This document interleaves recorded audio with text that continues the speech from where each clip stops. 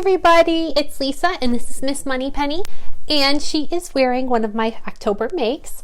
This is the Closet Core dog coat. I made this for her and quilted it.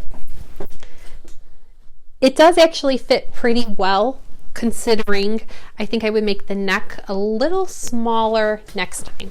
There you go. This is Penny's bed in my office. Hi, Pen. There's a good view of her in her coat. It looks good. I think I'll make just the neckline just a little smaller. Good girl, Penny. So I just showed you Penny. She was my first project, was the Closet Core dog coat, which is a free pattern. Very easy to construct. I'm very happy with it. I did not do the belt loops. I was going to and I didn't. I did not use Velcro because the sound of Velcro was not good for her. She didn't like it. So I did little plastic snaps. She's gotten used to those. If you are in the member community for Closet Core patterns or you sign up for their website, you have access to that free pattern. It's quite enjoyable, and I have actually gotten more of that fabric from Joann's, and I plan to make a jacket for myself, a Hovea from Megan Nielsen. But that's in my November plan. So check out my November plans video if you get an opportunity when it comes out, and you'll hear all about how I want to have a matchy jacket with my girl. Today, I'm wearing a Galaxy tee, which is a free pattern from Pattern Scissors Cloth. I hope I'm remembering that correctly. FYI, I had to size down for mine. The first one I made was way too big. I sized down. This is better. I think I'll size down one more time for my next one. So make a muslin of it first. It's a great pattern. It has nice gathered puffy sleeves with a cuff. And this fabric was from Joann's in the pop apparel knit section. So it was a pop knit. That's a type of fabric, brand of fabric that Joann's carries. My second make of the month, I intended to do a sew along, and that went horribly wrong, so I will not be publishing that sew along. It was my first time trying to do a sew along. I sew in my attic. Maybe not the best place, but it has good lighting. It's probably not the prettiest.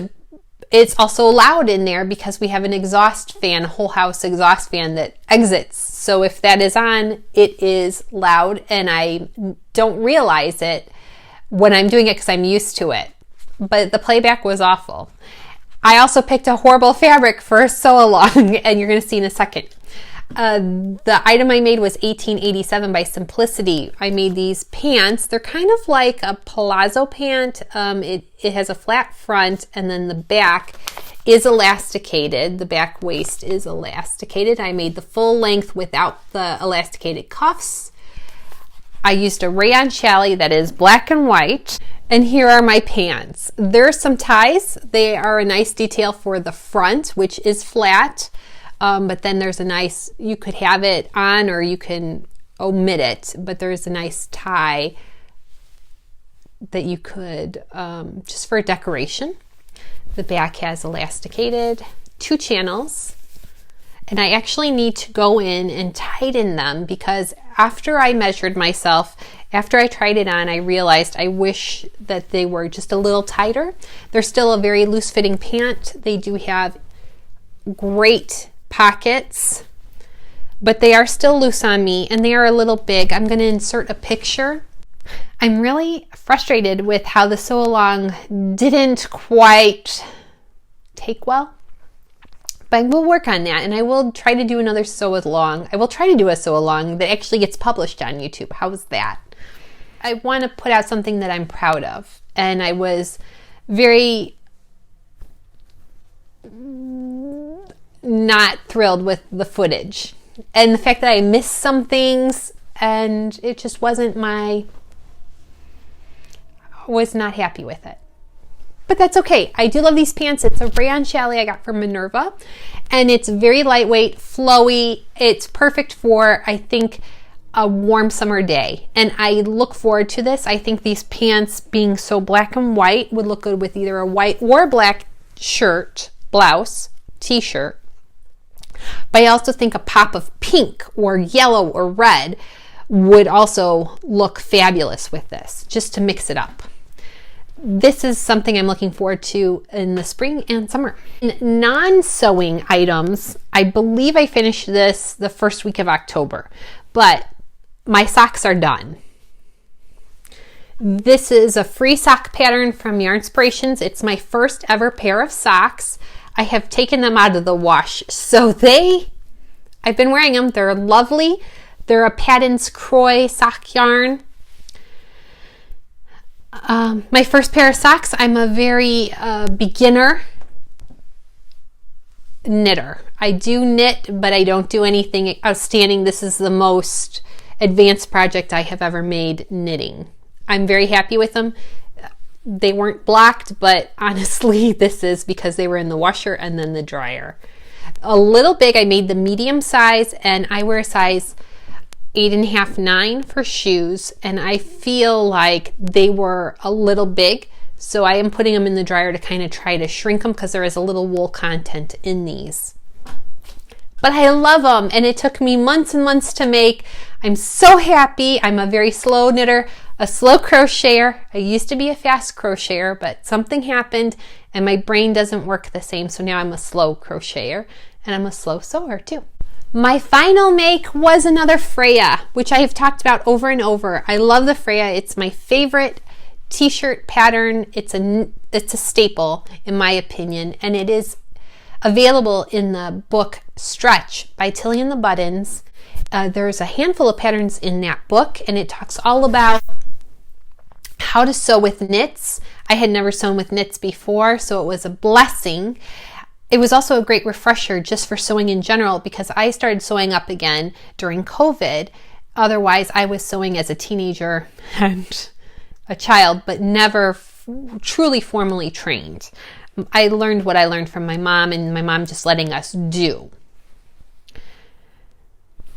This particular Freya is made with double brushed poly from Joann's, which is fabulous. I know I dog Joann's a lot, but their double brushed poly is a really nice feel. It's a very soft fabric, and it has a feel that's similar to Pima Cotton. And if you've ever had the pleasure to have a Pima Cotton LL Bean t-shirt, which are expensive, this feels strikingly similar. So I do really enjoy, it's a treat to have a double brush poly where it feels like Pima Cotton. The Freya is a mock turtleneck, but there are options in the book for different necklines and different sleeve lengths. So this is the 3/4 sleeve length I did on this one. I did a solid cornflower blue, which I think is perfect for the season and going into winter. I did the mock turtleneck, but there's also a cowl neck and there's a full turtleneck neckline as well. And then they have a short sleeve, a 3/4, and a full length sleeve. And there's even a dress variation. All of these are included in this book. If you haven't gotten a copy of that book, definitely check it out. I'll put a link down below to it on Amazon at least. It was the best $25 I've ever spent for a sewing book, because it came with a handful of patterns, and I have sewn many of those patterns, and many of them are my absolute favorites for knit fabrics.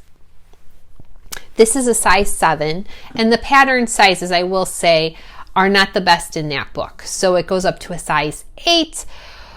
I'm a size 7, and I have a 40 bust, 34 waist, and a 44 hip. So it's not as inclusive, but it's really great, and hopefully they will expand that to further sizes to make it more inclusive for everybody. I know Tilly and the Buttons is working on expanding a lot of their size range currently, and I think they just released their indigo, which I don't have, but I would love to make one day. But that has been extended too with their new size range. So hopefully they will get their act together and get the stretch book also as one of the extended size ranges, because it is a fabulous book and the patterns are great. Those are my October makes. There were 2 pairs of pants that I haven't talked about on my last Friday sews that were almost done, but I did not finish. So they will be rolled over into my November makes. So you just have to hang out and wait for that. I hope you're having a great day. Thanks for watching my video. Thanks for all the comments. And if you like what you see, please consider subscribing. Subscribing and even liking the video helps YouTube know that my content is valuable, and it also helps other people find me. So other people that are interested in sewing and crafting can easily find me when you like and subscribe. So thanks again. Have a great day. Miss Moneypenny and I are going to be taking our afternoon walk in a little bit, and then we'll get our time to sew this evening. Bye, guys.